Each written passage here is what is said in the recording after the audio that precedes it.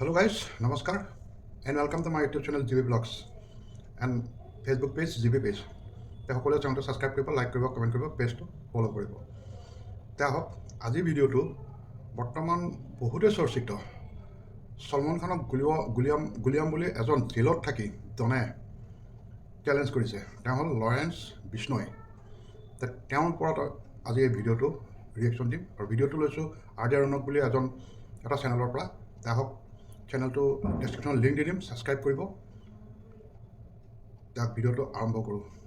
Lawrence Bishnoi সমাজৰ ওপৰত কিদৰে একচুৱেলি আমাৰ এই ইতিহাস লিখা মানুহখিনিয়ে এই আকবৰ এইবিলাক কিবা টিপু চুলতান এইবিলাকতকৈ লেখাতকৈ এই বিষ্ণই সমাজৰ ওপৰত একো বুৰঞ্জী ইতিহাসৰ কোনো ভাল এটা লিখনি নাই, লিখি থৈ যাব লাগিছিল। কেনেকুৱা পাৱাৰফুল এটা কমিউনিটি বিষ্ণই কমিউনিটি। ভিডিঅ'টো আৰম্ভ কৰোঁ। दोस्तों तारीख थी 3 अक्टूबर, साल था 1996। बीकानेर के रहने वाले निहाल चंद बिश्नोई को अचानक पता चलता है कि बाड़नू गांव में शिकारियों ने 6 हिरणों को मार दिया है। खबर मिलते ही निहाल चंद फौरन कुछ गांव वालों के साथ शिकार वाली जगह पर पहुंच जाते हैं। ये लोग शिकारियों को रोकने के लिए उन पर धावा बोल देते हैं। शिकारी इन लोगों को अपनी तरफ आता देख गोलियां चलाना शुरू कर देते हैं। इस गोलीबारी में निहाल चंद जी बुरी तरह जख्मी हो जाते हैं, मगर वो उस जगह को नहीं छोड़ते जहां मरे हुए हिरण पड़े थे। आखिरकार शिकारियों को बिना हिरण लिए वहां से जाना पड़ता है। कुछ देर बाद घायल निहाल चंद बिश्नोई की मृत्यु हो जाती है। 1999 में भारत सरकार निहाल चंद जी को उनकी बहादुरी के लिए शौर्य चक्र देती है। इसके साथ ही निहाल चंद बिश्नोई जी पहले ऐसे भारतीय बन जाते हैं जिन्हें सेना में न होने के बावजूद शौर्य चक्र से नवाजा जाता है। हो सकता है कि बिश्नोई समाज के बाहर इस कहानी से कुछ लोग वाकिफ न हो, मगर बिश्नोई समाज में निहाल चंद जी की दास्तान हर कोई जानता है। हमने भी इस वीडियो की शुरुआत अगर इस कहानी से की है तो इसके अपने रीजंस हैं। बाबा सिद्दीकी की मौत के बाद आज हर किसी की जबान पर लॉरेंस बिश्नोई का ये स्टेटमेंट हर जगह चल रहा है कि जब तक सलमान खान काले हिरण की मौत के लिए माफी नहीं मांगते तब तक वो सलमान खान को माफ नहीं करेंगे। बहुत से लोग जो राजस्थान या इस इलाके के हैं वो ये बात समझ ही नहीं पा रहे हैं कि आखिर एक हिरण को मारना इतना बड़ा मामला कैसे बन गया। बहुत से लोग लॉरेंस के इस गुस्से पर लॉरेंस ने सही किया या गलत हम उसकी डिटेल में, लेकिन हमारे व्यूअर्स के लिए ये समझना बहुत इंपॉर्टेंट है कि आखिर बिश्नोई समाज एक हिरण की मौत के लिए सलमान खान से आज भी इतना गुस्सा क्यों है। हो सकता है कुछ कौमों के लिए मासूम जानवरों को मार देना उनके ट्रेडिशन का हिस्सा हो, लेकिन बिश्नोई समाज ऐसा है जहां जानवरों को इंसानों की तरह ही माना जाता है। ये एक ऐसी कम्युनिटी है जहां महिलाएं जानवर के अनाथ बच्चों को स्तनपान तक करवा देती हैं। बिश्नोई समाज के गुरु जंभेश्वर जी ने इस कम्युनिटी को ऐसे संस्कार दिए हैं कि ये लोग पेड़ पौधों की हिफाजत के लिए अपनी जान तक दे देते हैं। पहले से पहले कि मैं लॉरेंस बिश्नोई की सलमान खान से चल रही दुश्मनी पर आऊं, आप एक और कहानी ये कहानी आपको बताएगी कि आखिर बिश्नोई समाज के लिए हिरण या जानवर ही नहीं, पेड़ पौधे भी क्या मायने रखते हैं।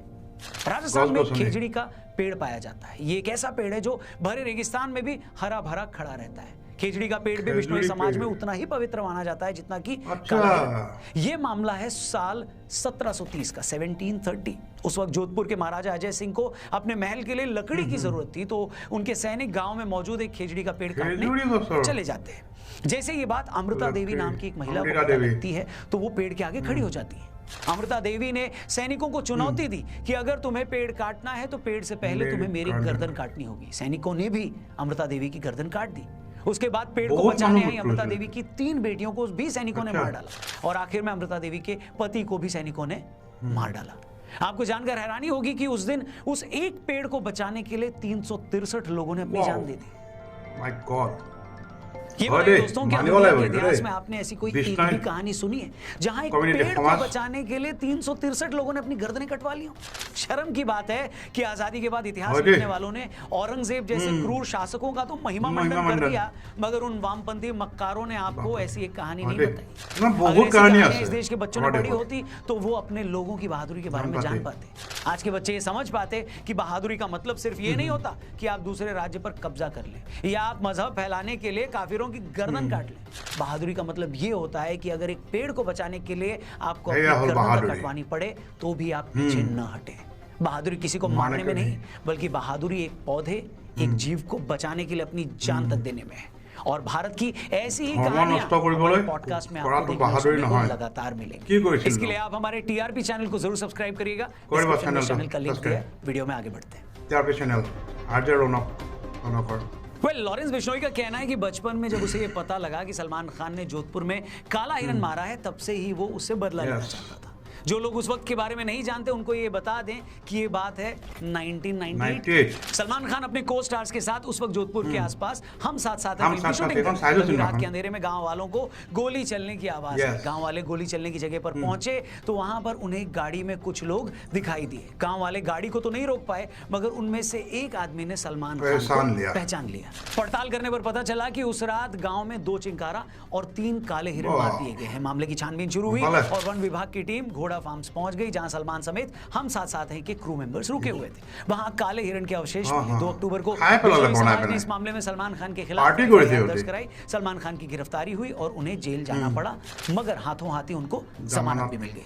बिश्नोई समाज का गुस्सा इस बात को लेकर है कि आज इस मामले को चलते तकरीबन 27 साल हो गए हैं, मगर इन 27 सालों में सलमान खान को इस मामले में सिर्फ 18 दिन जाना पड़ा और ट्रायल कोर्ट से सजा सुनाए जाने के बावजूद वो आज भी जमानत पर। 2006 में एक ट्रायल कोर्ट ने सलमान खान को 5 साल की सजा सुनाई थी, मगर 2007 में राजस्थान हाई कोर्ट ने सलमान खान की सजा को सस्पेंड कर दिया। फिर जुलाई 2016 आते आते राजस्थान हाई कोर्ट ने सलमान खान को 2 चिंकारा के शिकार के मामले में बरी ही कर दिया। 2017 में जोधपुर हाई कोर्ट ने सलमान खान को शिकार के टाइम एक्सपायर्ड हथियार रखने के मामले में भी बरी कर दिया। इसके बाद 2018 में ट्रायल कोर्ट ने इस मामले में सलमान खान को फिर से 5 साल की सजा सुनाई, मगर सलमान अभी तक जमानत पर है। इस तरह मामले के 27 सालों बाद भी बिश्नोई समाज अब भी न्याय का इंतजार कर रहा है। हैरानी की बात नहीं है कि इसी के बाद 2018 में लॉरेंस बिश्नोई ने ऐलान किया था कि काले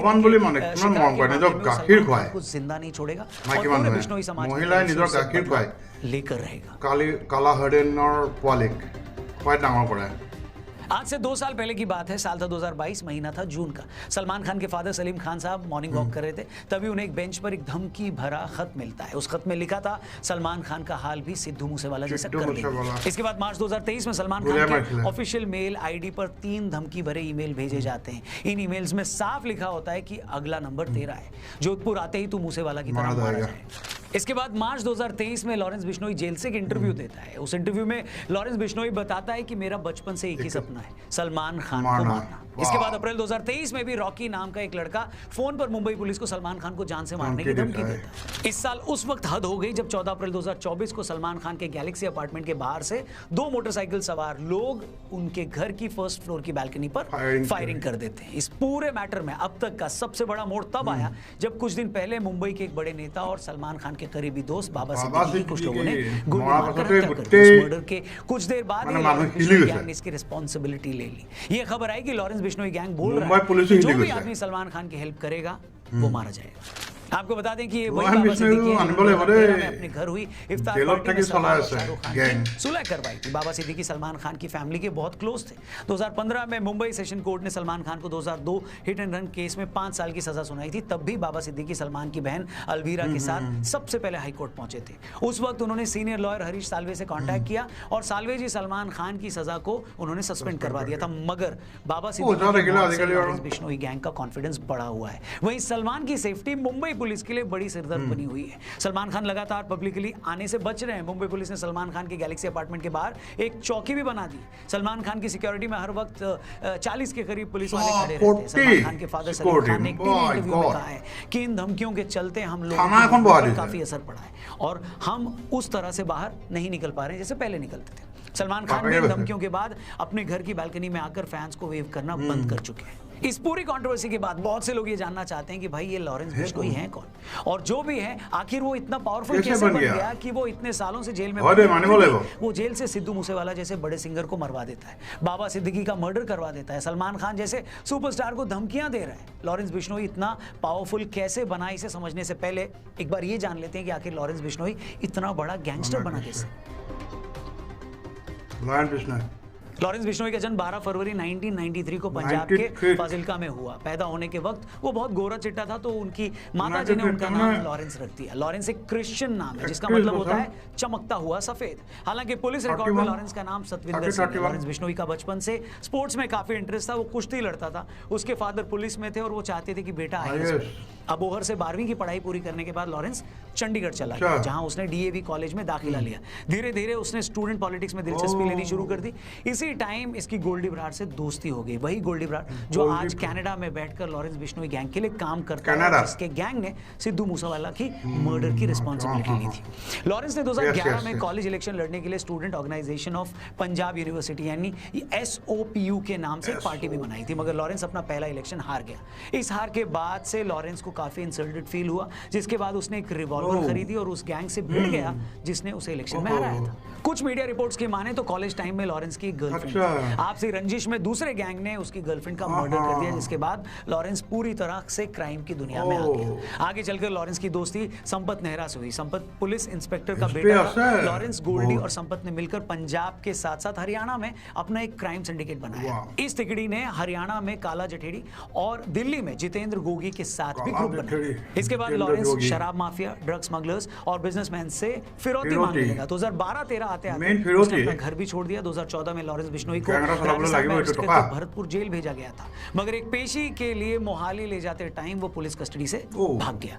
2016 में लॉरेंस को फिर से अरेस्ट कर लिया गया और तब से आज तक वो जेल में, मगर जेल में बंद होने के बावजूद वो आज भी धड़ल्ले से पूरी दुनिया में अपना काम चला रहा है। 29 मई 2022 को सिंगर सिद्धू मूसेवाला की उसके घर की कुछ दूरी पर 24 गोलियां मारकर हत्या कर दी गई। बाद में पता चला कि उस पूरे मर्डर को भी लॉरेंस बिश्नोई और गोल्डी बराड़ ने अंजाम दिया था। 5 दिसंबर 2023 राष्ट्रीय राजपूत करनी सेना के अध्यक्ष सुखदेव गोगामेडी की उनके घर में घुसकर गोली मारकर हत्या कर दी गई। इस हमले में एक शूटर भी मारा गया था। मर्डर के कुछ देर बाद लॉरेंस गैंग के रोहित गोदारा ने सोशल मीडिया पर पोस्ट करके मर्डर की जिम्मेदारी ले ली थी। इसके बाद इसी साल 14 अप्रैल 2024 को सुबह 4:51 पर 2 बाइक सवारों ने सलमान खान के बैंड्रा वाले गैलेक्सी अपार्टमेंट पर 5 राउंड फायरिंग भी की। इस फायरिंग में एक गोली सलमान के घर की दीवार पर लगी, वहीं एक गोली सलमान के घर पर लगे नेट को चीरती हुई उनके ड्राइंग रूम में। फायरिंग के बाद दोनों शूटर्स अपनी बाइक मौके पर ही छोड़कर फरार हो गए। बाद में लॉरेंस के भाई अनमोल ने सोशल मीडिया पर पोस्ट करके इस हमले की जिम्मेदारी ली थी। इसके अलावा कुछ दिन पहले जिस तरह बाबा सिद्दीकी जैसे बड़े नेता की सरेआम हत्या की गई, उसने तो पूरे देश को हिला कर इस मर्डर की रिस्पांसिबिलिटी भी लॉरेंस बिश्नोई गैंग ने ली। आज लॉरेंस गैंग में 700 से ज्यादा ये विदेशों से हथियार मंगवाते हैं। इसके शार्प शूटर्स पंजाब, हरियाणा, राजस्थान, दिल्ली से लेकर हिमाचल प्रदेश से काम करते हैं और नेटवर्क दुनिया भर में फैला हुआ है। लॉरेंस के गुर्गे शराब कारोबारियों, व्यापारियों और सटोरियों के नंबर जेल में उसके पास पहुंचाते हैं। लॉरेंस धमकी देकर इन लोगों से करोड़ों की वसूली करता है। लॉरेंस ने NIA को बताया था कि उसने तिहाड़ के अलावा राजस्थान के भरतपुर और पंजाब के फरीदकोट जेल में रहते हुए भी कई कारोबारियों से करोड़ों की वसूली की थी।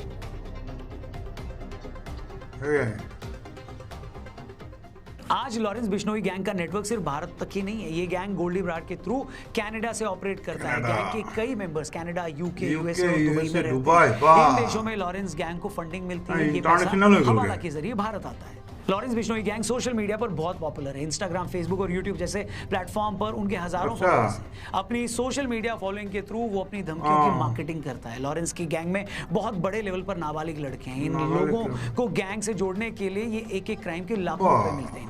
आज लॉरेंस का नेटवर्क लोकल और इंटरनेशनल लेवल पर इतना मजबूत है कि वो जेल में बंद होने के बावजूद पूरी दुनिया में कहीं भी क्राइम को अंजाम दे सकता है। यही रीजन है कि सलमान खान को मिल रही उनकी धमकियों को पुलिस बहुत ज्यादा सीरियसली ले रही है। सलमान खान को लगभग अंडरग्राउंड होकर काम करना पड़ रहा है। इस पूरी कंट्रोवर्सी के बाद ऐसे भी लोग हैं जो लॉरेंस को एक क्रिमिनल की तरह देखते हैं, वहीं ऐसे भी लोग हैं जो लॉरेंस को हीरो मानते हैं। उनका मानना है कि कम से कम सलमान के केस में लॉरेंस गलत नहीं है। वो ये गिनाना भी नहीं भूलते कि चिंकारा के शिकार से लेकर हिट एंड रन केस तक सलमान के नाम भी बहुत से क्राइम है। इसलिए एक बहुत बड़ा सेक्शन सलमान खान के साथ आज कोई हमदर्दी नहीं रख रहा। हमारा मानना है दोस्तों कि किसी भी सिविल सोसाइटी में सब कुछ कानून के दायरे में होना चाहिए, फिर चाहे वो कानून लॉरेंस के मामले में हो या सलमान खान के मामले में। बाकी आप इस मैटर पे क्या सोचते हैं? आप लॉरेंस बिश्नोई को लेकर क्या सोचते हैं? ভিডিওটো ভাল পালে লাইক কৰিব, কমেণ্ট কৰিব, ছাবস্ক্ৰাইব কৰিব মোৰ চেনেলটো। লগতে আৰ.জে. ৰণুকৰ চেনেলটো ডেছক্ৰিপশ্যনত লিংক দি দিম, ছাবস্ক্ৰাইব কৰিব। তে আহোঁ, বাই। জয় হিন্দ, জয় অসম।